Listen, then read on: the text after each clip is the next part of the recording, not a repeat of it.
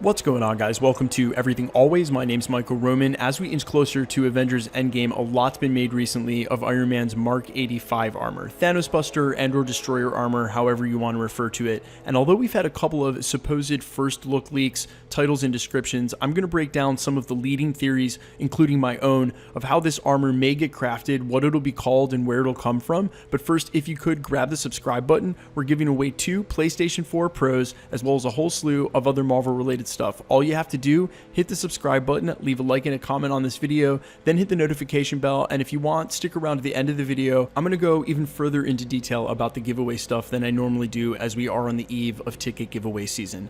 Now, like I said, a lot's been made about this armor recently because of a couple of leaks. The first coming from Orville Redenbacher a couple of weeks ago, where everybody believes we got our first clean look at the Mark 85. Golden biceps and quadriceps harking back to the Mark III, as everybody said it would, a more classic look for these Avengers as they go into their final battle. And that's all great and well, and it looks great, except I don't think this is the Mark 85. But we'll come back to that. Now, Kevin Feige has confirmed that we won't see anything outside of the first 15 to 20 minutes of the film, and I suppose that to be true. If you see this most recent one, it's the chaos and ruin that the world, and by extension New York City, has fallen into, and you can read the desperate situation all over Captain America's face. He has obviously not coped with it, not that anybody could, but is still dealing with the immediate emotional reaction. And while Tony Stark is still stuck in space with Nebula, trying to Tony Stark his way out of the situation. What I mean by this is specifically, the movie obviously opens right after the snap. So this rumor of a time jump is not taking place in the beginning of the movie. As that timeline continues, the Avengers will probably try to do the best they can to address what they can, and I believe that will probably include recruiting Hawkeye, who is now turned into Ronin. In the meantime, Tony Stark may have an adventure waiting out for him in space, but we're going to get back to this too. Now, we know that at some point Ant-Man is going to show up at the Avengers facility, and if we believe Kevin Feige, it's going to be in the first 15 to 20 minutes of the movie, which we've deduced by the scenery is taking place right after the snap. And presumably, while Black Widow is going to explain to him everything that Thanos did specifically and who he is, Ant-Man is going to in turn tell them about the quantum realm, and either the Ant-Man suit that he wore into the quantum realm and or any other suits in the lab he may or may have not brought with him will be enough technology to help them travel the quantum realm and undo Thanos' snap. However, a plan this complicated is going to require a lot more control than just guessing which decade you end up with in a time vortice. So they're going to need an engineer to reverse engineer the Pym technology, unless they can travel back in time to get Pym to do it, or by random chance end up somewhere else on the timeline and use a past Tony Stark to help them with that, considering Tony Stark's not around. And this is where my theory really starts to take flight. No pun intended. Now, I said we would get back to the armor that we saw earlier and the fact that Tony Stark may have an adventure in space, and this is where I think things start to get a little interesting, as there's precedent for it in the comics, and you could actually move a couple of small details around to keep the comic book story in tow and have this all make sense. One of the earliest leaked and widely believed rumors about Avengers Endgame is there would be a significant time jump from when the snap happened to when this would take place, and I think that can still happen, considering when time travel is not off the table, everything else is on. And while there's been a lot of talk about them traveling to the past, there's also been a couple of murmurs about them traveling to the future as well. One thing that Marvel has neglected to do up till now, and I don't blame them, is they've never addressed the time-space continuum, the idea that time works much differently in space when you're not on the Earth or any other planet's gravity, and the time here would move much slower. So if Tony is really traveling intergalactically, by the time he would get back to the planet, it would be much further in the future.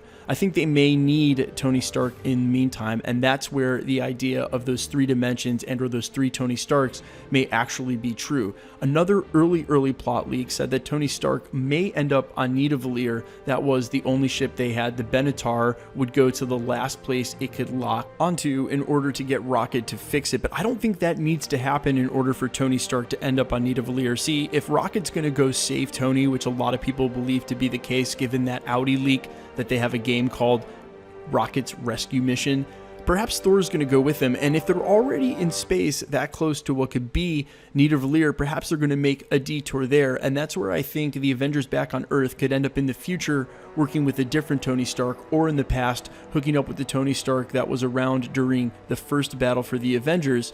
And as he begins to progress and build his technology, you get something looking like the outfits that we got in the leaked Orville Redenbacher. So this could be a Mark 55, a Mark 58, a Mark 60. However, this Mark 85 is going to, of course, gone through so many different changes, upgrades, that it has to take time. There has to be a time jump.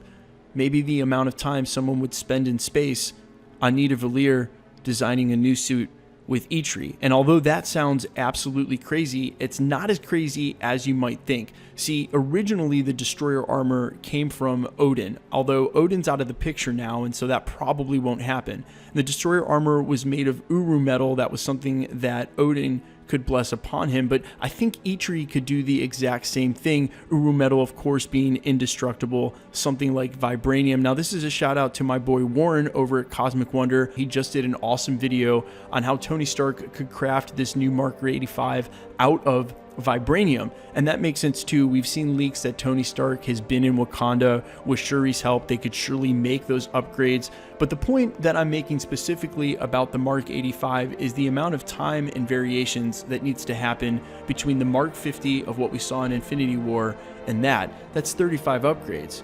Where could you be for that long? How long could it take you to go through all of those variations? Of course, a minor upgrade doesn't warrant a new mark. A new mark is when you've actually progressed in your technology. Now, regardless of whether Tony Stark is going to use what he's already retained, that is his nanotech and the technology already has, or if he's going to go all the way in with Eitri, I truly believe the time-space continuum and or his time on Nidavellir with Thor and Rocket could be the answer as to why it takes him this long and how in the world he can go through 35 upgrades. I think the easy change of making it Odin who gives him the Uru to Eitri, or in having Eitri's help, I also think it makes good on the Easter egg they gave us. Again, this shot of the Infinity Gauntlet mold still sitting in Nidavellir. I think we're not done there yet. I think Rocket and Thor may want to return, and even though Thor has said that you simply lack the strength to wield it, if it was Tony Stark himself designing the suit with Eitri's help, I think there's a way that he would be able to. Now, the ultimate question about the Thanos Buster and or the Destroyer armor,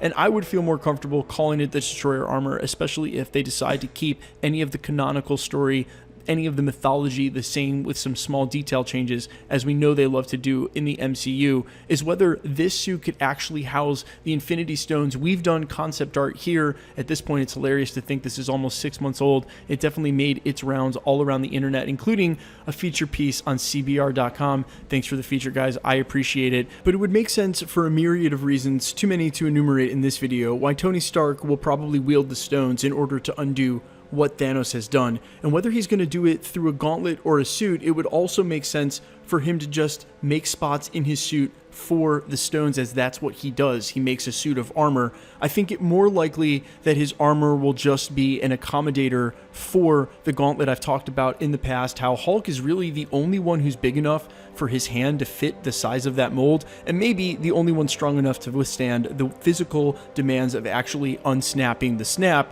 Remember, guys, Thanos and Hulk are about the same size from when they squared off, and that thing is absolutely huge compared to when Iron Man and Spider-Man were trying to rip it off his arm.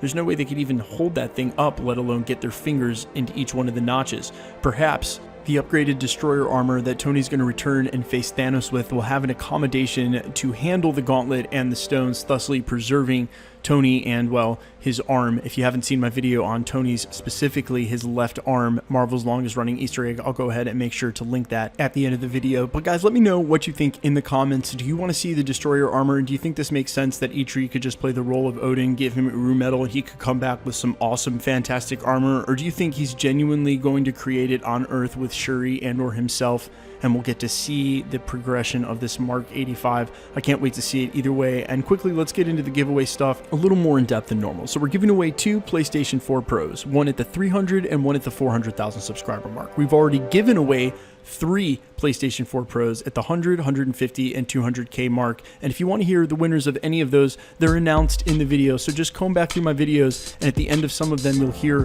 who's been the winners in the past. Now, in order to avoid any confusion with the winners, I always contact them via their comments, because I realize that some people may have the same name, and some of you are not trying to make a fake account to claim it. You think that you actually won. So I go ahead and reach out on the comment. Going forward, I'm going to make sure to include pictures of the comments and the winners is not just the announcement of the name, so that there's no confusion. And as we enter giveaway season, as we will be giving away tons of IMAX tickets to go see Avengers Endgame as soon as they go on sale, when you win, you'll be contacted via me, as I will just reply on the comment that you left, and then go ahead and get your personal info via email or Instagram and get you that prize either shipped out or emailed digitally to you, just so there's no confusion. Guys, thanks for checking out the channel. My name is Michael Roman. This is Everything Always. Thanks for checking it out. Stick around. We'll be posting again real soon.